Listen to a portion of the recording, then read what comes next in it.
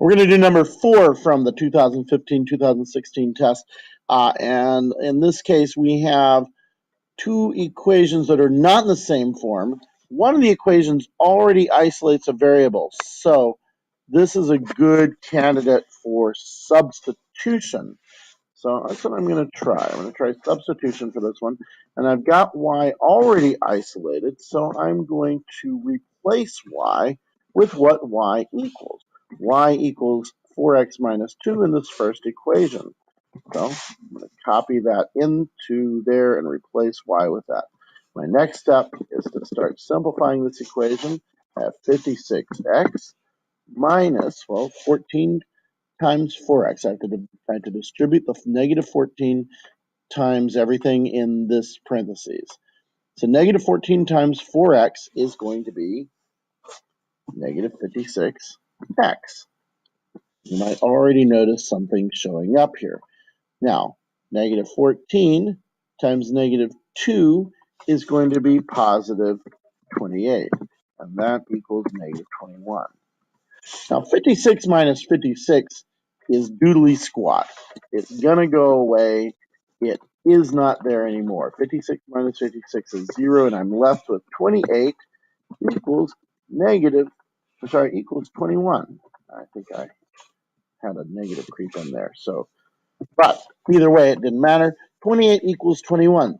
That's not true in this universe. So in this universe, this system of equations has no solutions because there's only one way this system has a solution, and that's if 28 equaled 21, which it doesn't. So no solution. This means the two lines are parallel. Now, there are some clues that you might have picked up on. If we look at our two equations, we have y, actually, let me start over again here. We look at these two equations. I'm going to copy them down here. We can analyze some things about these equations. Get back to where I'm going. Here we go. We can analyze these equations. All right, for the first equation, it's slope-intercept form, y equals mx plus b, and m is going to equal 4, and the y-intercept equals negative 2. So it's going to go through the y-axis at 0, negative 2.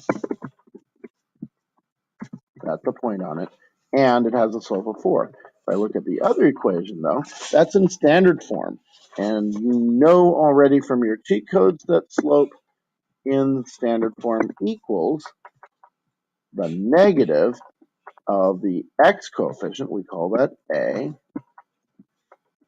divided by the y coefficient, which is b. Okay, and so if I'm doing that, I've got the negative of 56 divided by negative 14, which is the same as 56 over 14, because I've got two negatives in there in that division problem. And 56 divided by 14 equals 4. So my slope is again 4. They're either parallel or they're the same line because they have the same slope. So I want to check and see if they have the same y-intercept. If they have the same y-intercept and the same slope, they're the same line and they have infinite solutions. If they have different y-intercepts, they are parallel lines and have no solutions. So I use my other cheat code for one of them is for the y-intercept. So b equals c over a.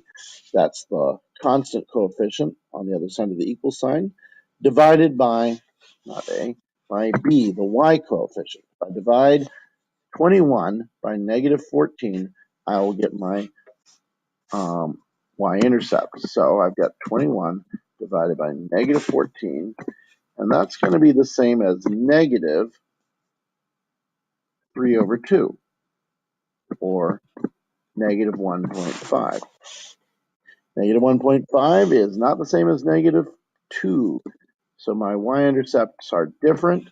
I have a y-intercept here at 0, negative 1.5. And so they're going to go through the different points, have the same slope, and be parallel. Infinite So no solution because they will never intersect.